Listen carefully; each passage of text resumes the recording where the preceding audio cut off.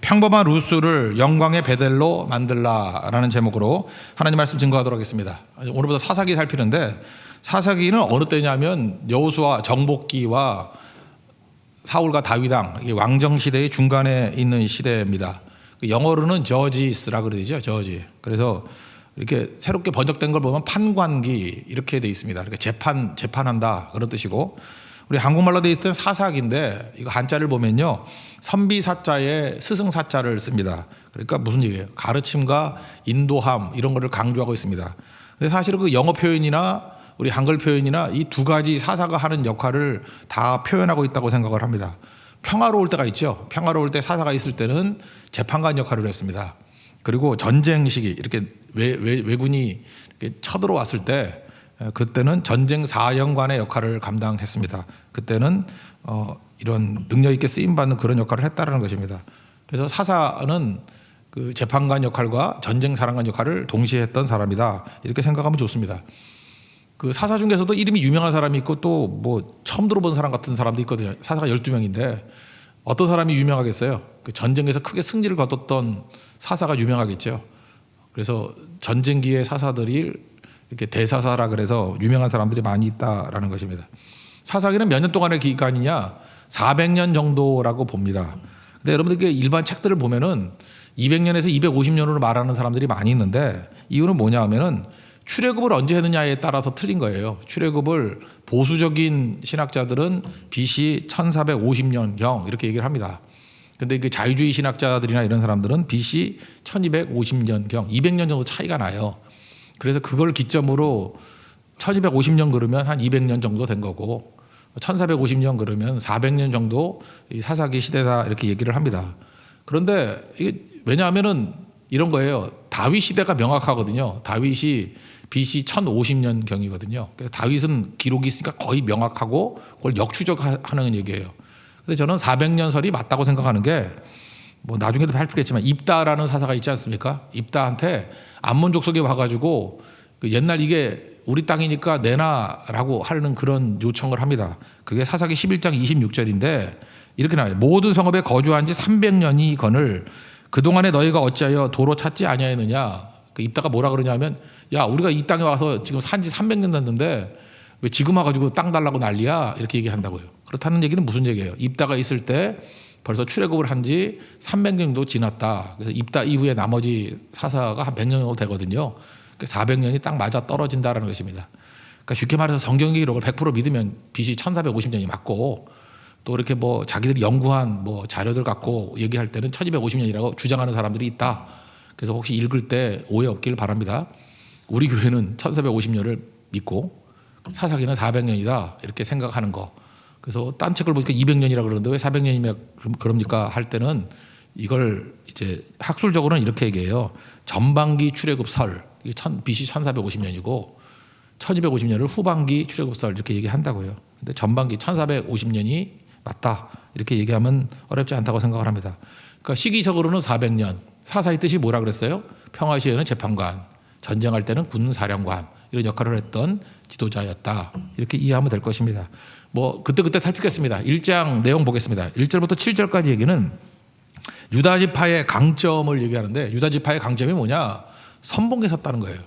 우리도 하나님께서 부르실 때 이렇게 선봉에 설 줄 알고, 부르실 때 눈치 보다가 뒤따라가는 존재가 아니라 앞장서서 가는 존재가 돼야 된다는 것입니다.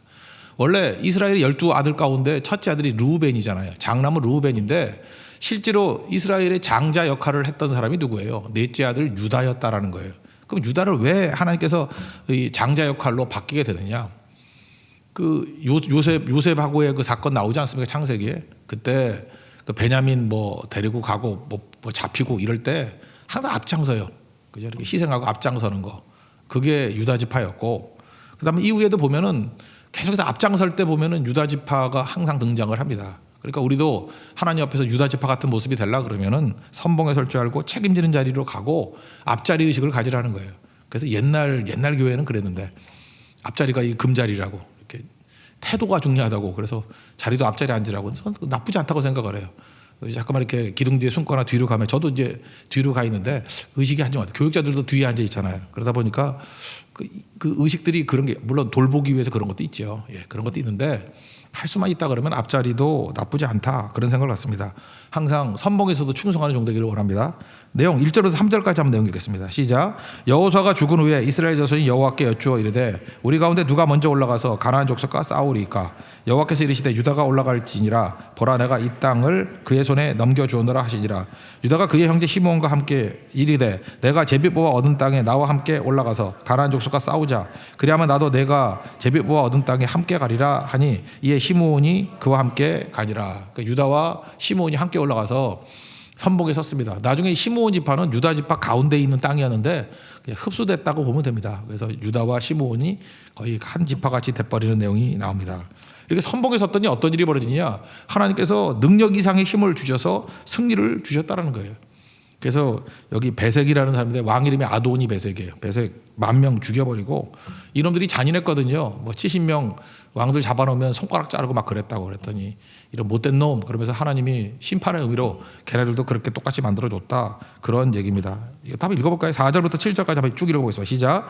유다가 올라가매 여호와께서 가나안 족속과 브리 족속을 그들의 손에 넘겨주시니 그들이 베색에서 10,000명을 죽이고 또 베색에서 아도니 베색을 만나 그와 싸워서 가나안 족속과 브리 족속을 죽이니 아도니 베색이 도망하는지라. 그가 쫓아가서 잡아 그의 엄지손가락과 엄지발가락을 자르매 아도니 베색이 이르되 옛적에 70명의 왕들이 그들의 엄지손가락과 엄지발가락을 잘리고 내 상 아래에서 먹을 것을 줬더니 하나님이 내가 행한 대로 내게 갚으심이로다 하니라. 무리가 그를 끌고 예루살렘에 이르렀더니 그가 거기서 죽었더라. 우리도 마찬가지입니다. 힘이 있을 때 이렇게 못된 짓 하지 말라는 거예요. 하나님께서 심판하시고 또 똑같이 당할 때가 많이 있다라는 것이죠.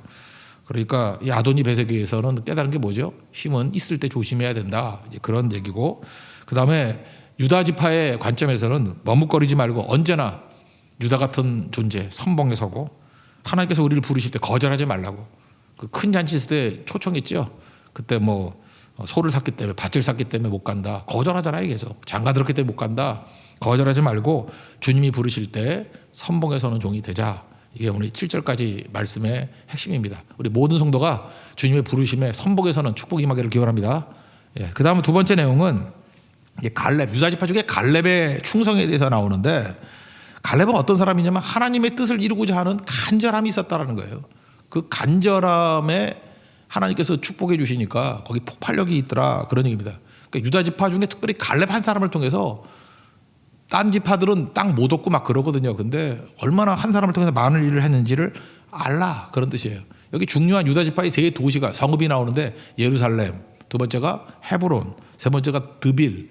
드빌이라는 말은 그 체계 도시란 뜻이에요. 체계 도시. 그래서 이거 뭐 따가지고 뭐 어떤 시계 회사에서는 뭐 시계 시리즈도 나왔대 드빌이라고. 예, 그런 거예요. 그러니까 이게 좀 도서관의 도시 그런 뜻이에요. 그죠? 기리앗이라는 뜻이 성읍이라 그랬죠. 시티 오브 기리앗. 그다음에 세벨이라는 뜻이 책이란 뜻이거든요. 그 책의 성읍. 그러니까 아마도 남방에 있었는데 도서관이 크게 있었던 도시였던 것 같아요. 그죠? 거기를 세 군데를 점령하는데 특별히 헤브론과 이 드빌은 이 갈렙의 충성에 의해서 이루어졌다. 첫 번째 나오는 예루살렘은 점령했다 그러고 8절은 점령했다 그러고 21절에는 다 못했다 그런 얘기가 나와요. 그래서 나중에 보면 다윗 왕 때 예루살렘을 점령하죠. 여부수족을 물리치고. 그래서 그 이름을 시온이라 붙이고 다윗성이라 붙이죠. 그러니까 이때는 점령했다 뺏겼다 해가지고 완성된 게 아니었다 이렇게 얘기를 합니다. 그것도 한번 읽어보죠. 미완에 점령했다. 8절과 21절 두 절 한번 읽어보겠습니다. 시작. 유다 자손이 예루살렘을 쳐서 점령하여 칼날로 치고 그 성을 불살랐으며 21절 베냐민 자손은 예루살렘에 거주하는 여부수 족속을 쫓아내지 못하였으므로 여부수 족속이 베냐민 자손과 함께 오늘까지 예루살렘에 거주하니라. 이거 온전하게 점령한 게 언제예요? 다윗 때 가가지고 이루어지게 되었다. 오늘 핵심은 이거예요. 헤브론은 다 아는 거죠. 여호수아 14장에서 이 산지를 내게 주소서. 뭐 내 나이가 85세로 돼. 뭐 하나님께서 함께 하시면 능히 이깁니다. 뭐 노래도 부르고 맨날 하잖아요. 이사야 여호수아 14장. 그래서 헤브론은 이미 하나님께서 갈렙을 통해서 얻게 만드셨다. 그건 뭐 다 아는 얘기죠. 헤브론의 가치는 어떤 걸까요? 헤브론의 가치. 헤브론은 굉장히 중요한 도시예요. 이 갈렙이 그 이스라엘의 역사상 굉장히 중요한 역할을 했다라는 거예요. 먼저 우리 창세기를 보면요, 뿌리가 되는 건데 아브라함이 조카 롯과 헤어지죠. 뭐 너무 부자가 돼가지고 네가 좌하면 나는 우하고 나는 네가 우하면 내가 좌한다. 이거 뭐 창세기 13장부터 나오잖아요. 그죠? 13장에. 그때 이 버르장머리 없는 롯이 냉큼 자기가 좋은 데 선택한다고 소돔을 선택해 버리죠. 그때 아브라함이 그 다음에 선택해서 가서 산 곳이 어디냐? 헤브론이에요. 헤브론. 마물의 상수리 나무 밑에서. 그게 창세기 13장 18절입니다. 그러니까 헤브론은 어떤 의미예요? 세속적인 결정과 반대적인 의미예요. 믿음의 결정. 믿음 가지고 사는 곳이 어디냐? 헤브론. 그래서 창세기 13장부터 나와요. 헤브론. 굉장히 중요한 자리죠. 그러다가 창세기 18장에 가면 또 무슨 얘기가 나오죠? 거기 그 세 명의 천사가 지나가죠. 하나님이 지나가잖아요. 천사 데리고. 지나갔을 때 나그네 대접 잘했잖아요. 히브리서 13장에 나오잖아요. 나그네 대접 잘하는 거. 나그네 대접 잘했죠. 잘하고 난 다음에 내년 이맘때 내가 아들을 얻으리라. 그게 어디예요? 그게 헤브론이라고. 헤브론. 요 자리. 이 갈렙이 점령했던 그 자리. 헤브론. 그렇게 중요한 거고 또 뭐 한 주간 동안에 설교까지 했잖아요. 아브라함이 죽기 전에 두 가지 했다 그러잖아요. 하나는 땅을 주리라 씨를 주리라 그럴 때 땅을 주리라의 해결책이 뭐였어요? 작은 점 같은 전초기지 막벨라 굴 사는 얘기. 창세기 23장. 그 막벨라 굴이 어디 있어요? 헤브론에 있다니까. 헤브론이 이렇게 중요한 데예요. 그리고 24장에 가면은 뭐 씨를 준다 그래서 결혼시키는 얘기가 나오잖아요. 죽기 전에 두 가지 했던 일. 땅 문제, 막벨라 굴. 거기가 어디예요? 그 땅에. 그러니까 가나안의 출발, 가나안의 핵심이 어디예요? 헤브론이라고. 헤브론. 처음에 예루살렘 아니었어요. 헤브론이었어요. 헤브론. 아브라함의 출발이 어디예요? 헤브론. 헤브론 가면 누구 생각이 나요? 아브라함 생각이 나고 막벨라 굴 생각이 나고 그죠? 하나님의 은혜가 임했던 것이 생각이 나는 그게 헤브론이었다라는 것입니다. 그래서 유다의 첫 번째 수도가 어디예요? 헤브론이었다고. 9절과 10절을 한번 읽겠습니다. 시작. 그 후에 유다 자손이 내려가서 산지와 남방과 평지에 거주하는 가나안 족속과 싸웠고 유다가 또 가서 헤브론에 거주하는 가나안 족속을 쳐서 세세와 아이만과 달메를 죽였는데 헤브론의 본 이름은 기랏 아르바였더라. 이 아르바의 성읍이라는 뜻이잖아요. 그러니까 기랏 아르바가 아낙 자손의 조상이에요.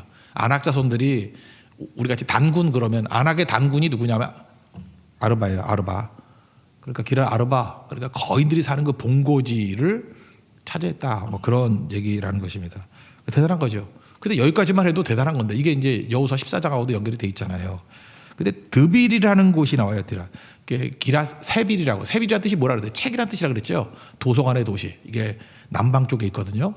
근데 여기가 이제 갈렙이 85세에 헤브론을 얻어도 굉장히 많은 일을 했잖아요. 근데 마음 가운데 너무 간절함이 있는 거예요. 하나님이 약속하신 땅.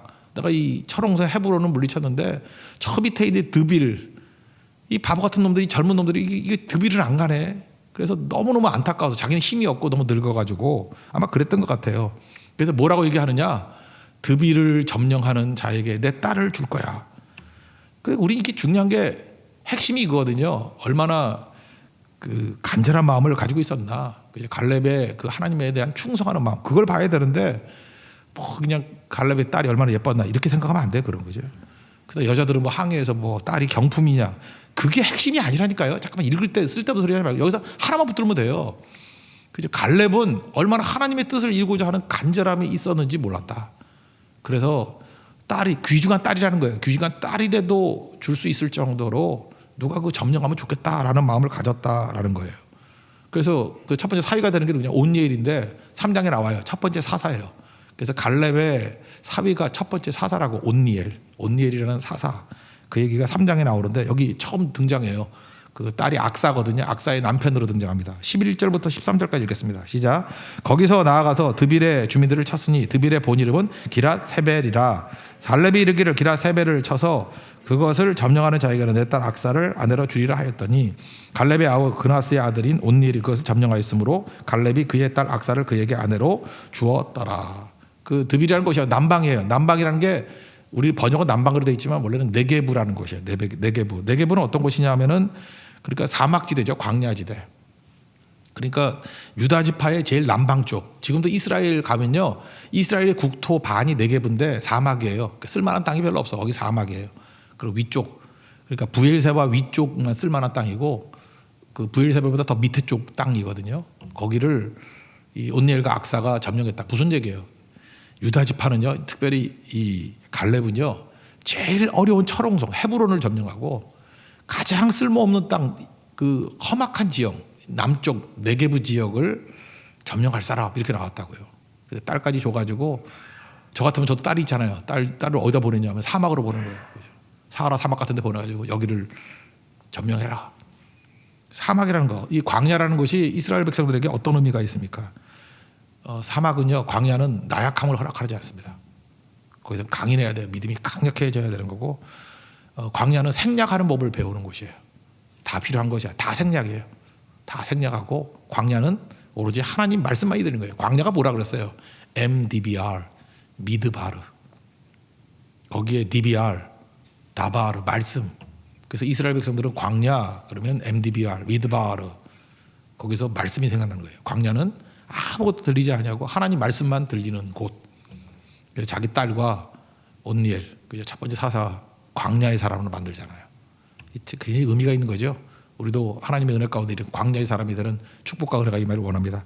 14, 15절 한번 읽겠습니다. 시작. 악사가 출가할 때 그에게 청하여 자기 아버지에게 밭을 구하자 하고 나귀에서 내리매 갈렙이 묻되 내가 무엇을 원하느냐 하니 이르되 내게 복을 주소서. 아버지께서 나를 남방으로 보내시니 샘물도 내게 주소서 하매 갈렙이 윗샘과 아랫샘을 그에게 주었더라. 그러니까 갈렙은 그저 얼마나 간절함이 있었는지 늙은 나이에 헤브론 점령하고 얼마나 간절함이 있었는지 힘이 없으니까 그죠? 딸이라도 줄 테니까 가장 귀한 거 줄 테니까 누가 좀 드빌 좀 점령했으면 좋겠어. 그래서 남방 지역, 유다의 남방 지역을 점령하는 일에 공로를 세웠다. 그래서 유다에 해당되는 것이 세 군데가 제일 중요한데 예루살렘, 헤브론, 그 다음에 드빌이었는데 한 사람의 충성과 간절함이 얼마나 폭발력이 있는지 유다 지파가 다 한 게 아니라 갈렙 한 사람이 다 한 거야. 그의 마음의 믿음의 간절함이 이 모든 것을 이룬 거야. 무슨 얘기예요? 갈렙 같은 사람 되기를 원한다. 그런 얘기죠. 갈렙 같은 충성이 있는 우리 믿음의 신실한 종 되기를 축원합니다. 근데 반면에 이제 여기 내용이 있거든요. 유다 지파가 얻은 땅들, 그 다음에 점령한 땅들, 그 다음에 요셉 지파가 얻은 땅들, 나중에 그 에브라임이 되는 거죠. 거기 나머지 기타 지파 이렇게 세 뭉치로 나눠요. 그래서 유다 지파, 에브라임 지파, 그 다음에 기타 지파. 근데 나머지 지파들의 특징이 뭐냐 하면은 일단 메가리가 없어요. 이렇게 갈렙 같은 간절함이 없어가지고 다 점령도 못했다 그런 얘기를 많이 해요. 힘이 없어서 철병거가 있는 사람들 거기 히타이트 쪽이거든요.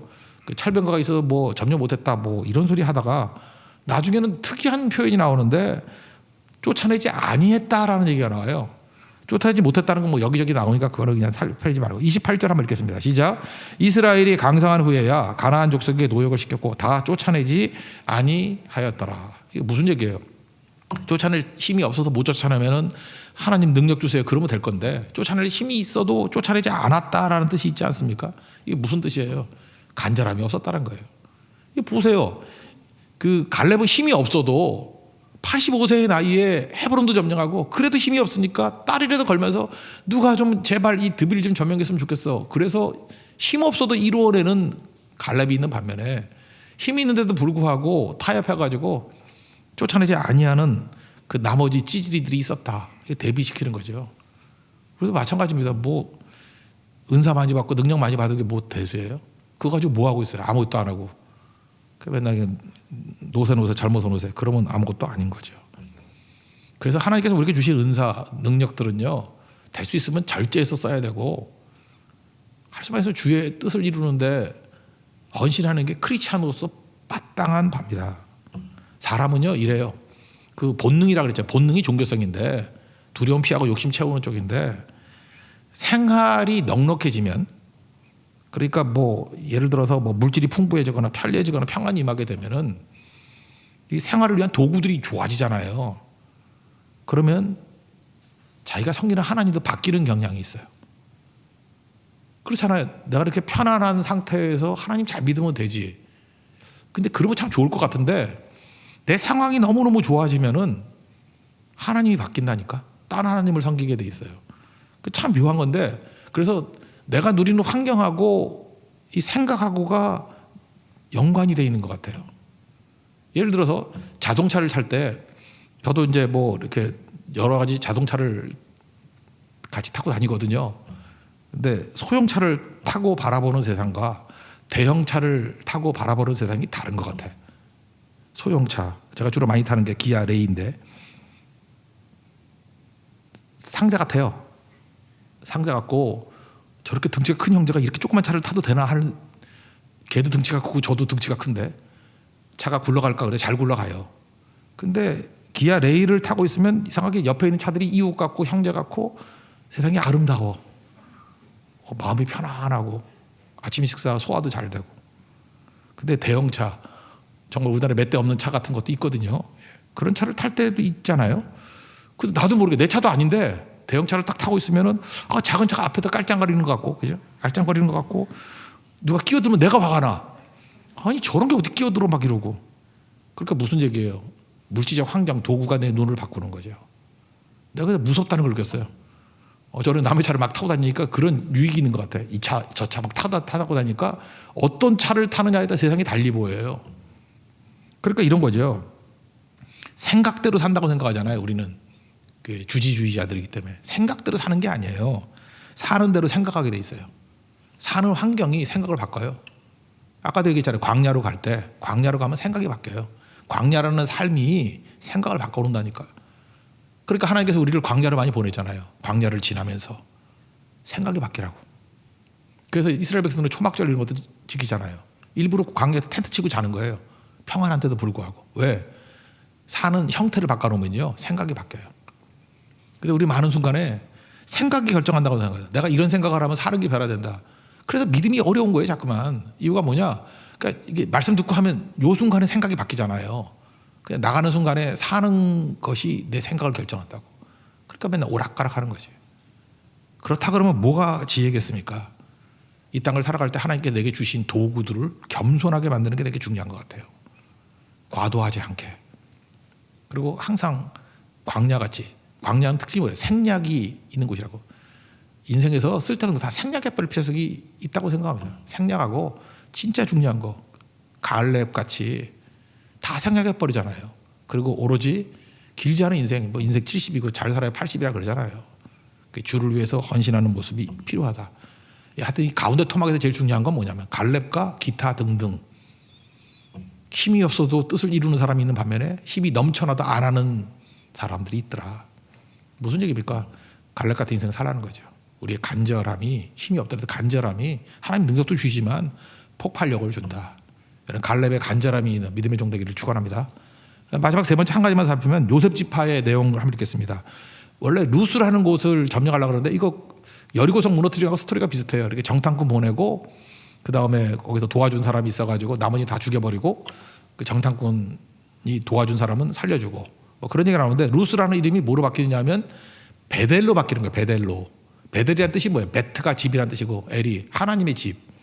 그러니까 평범한 루스가 거기서 하나님을 만난 거예요. 그래서 베델로 바뀌는 사건. 이거는 뭐 창세기 28장에 나오잖아요. 야곱이 형한테 쫓겨가지고 가다가 그 28장에서 베델이라는 곳에서 돌베개 베고 자죠. 그때 하나님의 천사가 나타나서 뭐 사다리가 있고 하늘로부터 오르락 내리락 하고 있잖아요. 그때 야곱이 세 가지 결심하죠. 뭐라고 얘기해요? 하나님 나와 함께 해주세요. 첫 번째 기도. 두 번째 꼭 돌아오게 해주세요. 두 번째 기도. 세 번째 내가 여기에서 예배 드리고 11조 드릴게요. 함께 해주세요. 꼭 돌아오게 해주세요. 11조 드릴게요. 거기다가 기름 붓고 예배 드리잖아요. 그 자리가 예배가 되잖아요. 그러니까 뭐예요? 험악한 자리, 돌베개 베고 자는 험악한 자리, 그 루스거든요. 거기가 하나님의 임재가 있으니까 베델, 하나님의 집이 돼버리잖아요. 이런 게 얼마나 많이 있습니까? 우리 인생 가운데도 뭐 예를 들어서 그런 얘기가 뭐 있을까요? 다니엘 사자굴은 뭐 평범한 곳이 아니라 험난한 것 아닙니까? 근데 거기에 하나님의 임재, 베델이 돼버리니까 사자 입이 닫혀지고 하나님의 임재가 있는 곳이 돼버리잖아요. 다니엘의 세 친구 풀무불 얼마나 험난한 곳입니까? 근데 거기가 루스잖아요. 평범한 루스인데 거기에 하나님의 임재가 있으니까 하나님의 집 베델이 되잖아요. 우리 찬양도 있잖아요. 아무도 예배하지 않는 곳에서 우리 예배하면 그곳이 베델이 된다는 거예요. 베델이. 아무리 험난한 곳이 있다 할지라도 그곳에 가서 예배로서 변화시키는 그런 종이 되기를 원합니다. 그래서 야곱이 뭐라 그래요? 창세기 28장 16절에서 여호와께서 과연 여기 계시거늘 내가 알지 못하였도다. 우리가 이 고백을 해야 돼요. 하나님이 안 계신 곳이 없어요. 여호와가 과연 여기 계시거늘. 루스를 베델로 바꾸는 인생 되는 거예요. 다 예배를 신고. 그럼 이게 변화가 된다라는 것입니다. 바로 요셉 집사가 그 일했다 그런 얘기입니다. 22절부터 26절까지 한번 읽겠습니다. 시작. 요셉 가문도 베델을 치러 올라가니 여호와께서 그와 함께 하시니라. 요셉 가문이 베델을 정탐하게 하였는데 그 성읍의 본 이름은 루스라. 정탐꾼들이 그 성읍에서 한 사람이 나온 것을 보고 그에게 이르되 청하노니 이 성읍의 입구를 우리에게 보이라. 그리하면 우리가 내게 선대하리라 하매 그 사람이 성읍의 입구를 가리킨지라. 이에 그들이 칼날로 그 성읍을 쳤으되 오직 그 사람과 그의 가족을 놓아 보내매 그 사람의 햇사람들이 땅에 가서 성읍을 건축하고 그것의 이름을 루스라 하였더니 오늘까지 그곳의 이름이 되니라. 오늘 서 있는 곳에 하나님의 임재가 있는 자리가 되게 만드십시오. 그게 오늘 내용입니다. 오늘 세 가지를 얘기했죠. 하나님께서 우리 부르실 때 선봉에 서십시오. 항상 부르심이 있을 때 선봉에 서는 자가 되기를 원합니다. 두 번째는 갈렙같이 간절함을 가지고 하나님 앞에 나아가면 힘이 없는 늙은 나이에도 헤브론 점령하고 더 없어도 드빌 점령하잖아요. 힘 남아도는 사람들이 아무 일도 못하는, 안 하는 그런 어리석은 범하지 않기를 원합니다. 그리고 이것저것 좋은 데 찾아다니지 마십시오. 내가 있는 곳이 허름해 보이는, 비천해 보이는 루스라 할지라도 하나님의 임재가 있으면 그곳이 베델이 됩니다. 하나님의 집이 됩니다. 믿습니까? 여러분의 가정에 하나님 집 되기를 원합니다. 여러분의 직장에 하나님 집 되기를 원합니다. 물론 이 교회가 하나님의 집 베델 되기를 원합니다. 그런 축복이 임하는 거룩한 우리 교회와 성도 되기를 축원합니다. 자리에서 일어나겠습니다. 아무도 예배하지 않는 찬양하겠습니다.